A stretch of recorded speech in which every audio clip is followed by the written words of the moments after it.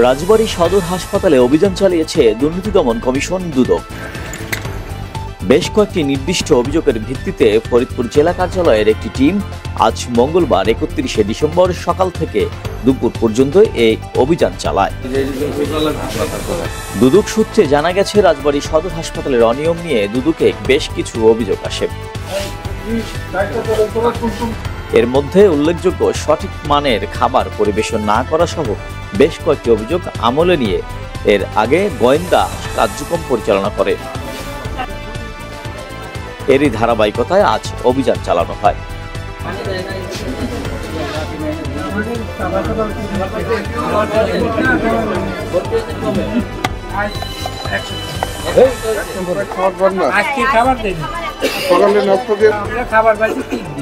মাত্র 3 দিন পাইছেন, আর 7 দিনের ভিতরে 3 দিন, আর বাকি দিন কেন দেয় না? 18 জনের বেশি আমরা খাবার দেয়। 18 জনের বেশি খাবার দেয় না। এমার্জেন্সিতে যারা আছে, ইমার্জেন্সিতে 18 জনের বেশি খাবার দেয়। দুদকের উপপরিচালক রতন কুমার দাস বলেন, আমরা উল্লেখিত অভিযোগের সত্যতা পেয়েছি। হাসপাতালের খাবার দেওয়ার মান অসন্তোষজনক। এছাড়াও হাসপাতালের পরিবেশ খুবই নোংরা এবং সকল প্রকার মেডিসিন সরবরাহ না করার সত্যতা পেয়েছি। আমরা অভিযানের প্রতিবেদন কমিশনে জমা দিব। কমিশনের সিদ্ধান্ত অনুযায়ী পরবর্তী কার্যক্রম চালানো হবে।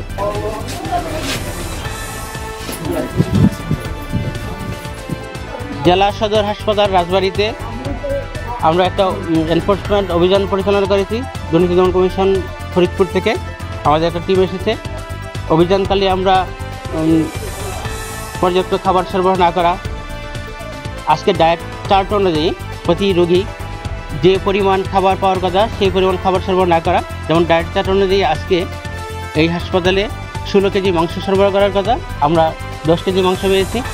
তারপর পরিবেশ খুবই নোংরা পেয়েছি এবং সকল ধরনের মেডিসিন সরবরাহ না করার আমরা অভিযোগের সত্যতা পেয়েছি। এ বিষয়ে আইনগত ব্যবস্থা নেওয়ার জন্য আমরা পরবর্তী আইনগত ব্যবস্থা নেওয়ার জন্য আমরা কমিশনকে অবহিত করব, কমিশনকে প্রতিবেদন দেব।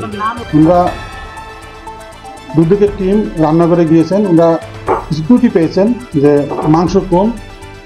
বাস্তবে আমি একটু কম দেখেছি, হ্যাঁ কম আছে। তা আমি এ বিষয়ে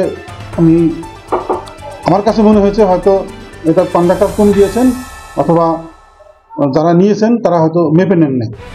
তা আমি এই বিষয়ে ব্যবস্থা নেব। এই বিষয়টা আসলে আপনারা সত্য কথাটাই বলেছেন, আমাদের সিস্টাররা তাদের নিজের জন্য অথবা যদি পরিবারে কেউ অসুস্থ থাকে ওষুধ নেয়, এটা তারা এখানকার স্টাফ দেখে হয়তো নিতে পারে। কিন্তু তারপর আমার তাদের নির্দেশনা ছিল যে তোমরা আগে ডাক্তার দেখাবা, তারপর ডাক্তার প্রেসক্রিপশন করবে, তারপর ওষুধ নিবা।